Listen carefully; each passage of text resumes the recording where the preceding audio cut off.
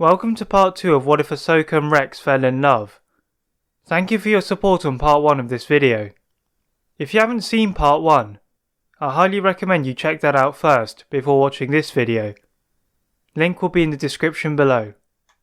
Ahsoka and Rex rushed over to Anakin, who was still in pain from Dooku's attack, and together they sped off to the nearest medical centre, which was on Polis Massa.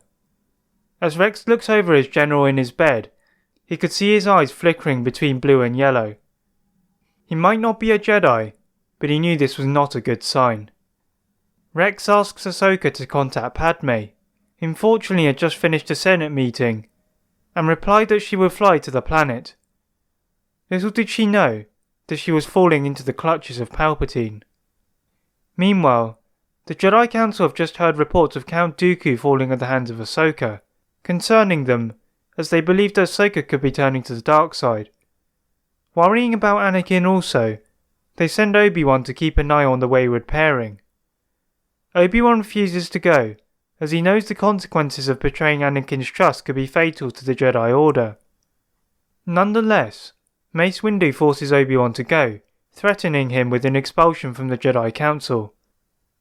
This leaves Obi-Wan with no choice, and he departs for Mustafar, the last known location of the duo. But as he departs, he senses something gravely wrong in the Force. Making a swift maneuver that Anakin would be proud of, he approaches the burning fuselage of an N-1 starfighter. As the clone troopers attend to the passengers on board, Obi-Wan sees a distraught Anakin, standing there with Ahsoka and Rex. As Obi-Wan lands and climbs out of his starfighter, Anakin lays his tear-soaked eyes upon his old master, as they see a hooded figure fly off into the distance. No words needed to be exchanged. Quickly hopping into their respective starfighters, they knew what needed to be done. In the meantime, Ahsoka and Rex are one of Coruscant's medical facilities, tending to Padme and her handmaidens who have been severely injured from the attack. Whilst Ahsoka was making good progress by healing Padme with the Force, Rex was in contact with Anakin, who had just reached the planet of Korriban, where the hooded figure had landed. As Anakin landed afterwards, he could feel the dark energy feed upon his conflict, as his eyes turned yellow, hearing a faint cackle in the background. Obi-Wan leapt out of his starfighter, and ignited his lightsaber, as the hooded figure ignited their red blade. Obi-Wan attacked, whilst Anakin moved towards the cackling sound, fueled with hatred. Obi-Wan thought the figure was familiar, using an array of acrobatics and judo strikes. Maul, muttered Obi-Wan to himself. Kenobi, muttered Maul in return, as he forced him back towards Anakin. Anakin was in a duel with another figure.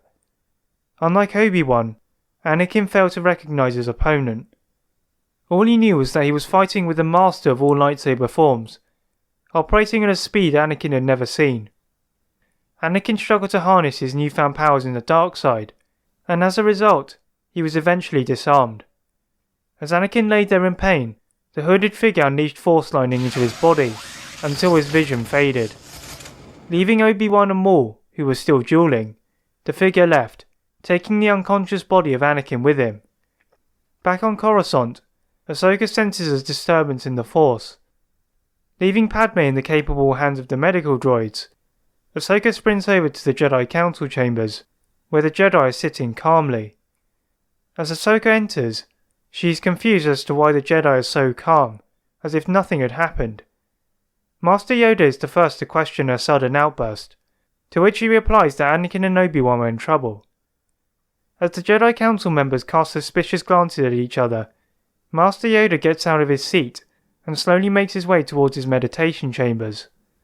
Once there, Ahsoka tells the tale of what had happened, with Yoda listening intently, wondering how the whole Jedi Council had not noticed any of this. Had they been too narrow-minded and stubborn in their approach recently? Had they been outfoxed by the Sith? Yoda finally concluded that a change was needed were the Jedi to survive. Suddenly, Yoda and Ahsoka heard the sound of blaster fire within the temple. After 1,000 years, the Sith were here again. That is it for part 2 of What If Ahsoka and Rex Fell in Love. If you'd like to see a part 3, Please like this video and subscribe for more tips. And as always, leave a comment on what if you'd like to see next. Thank you very much for watching, and see you next time.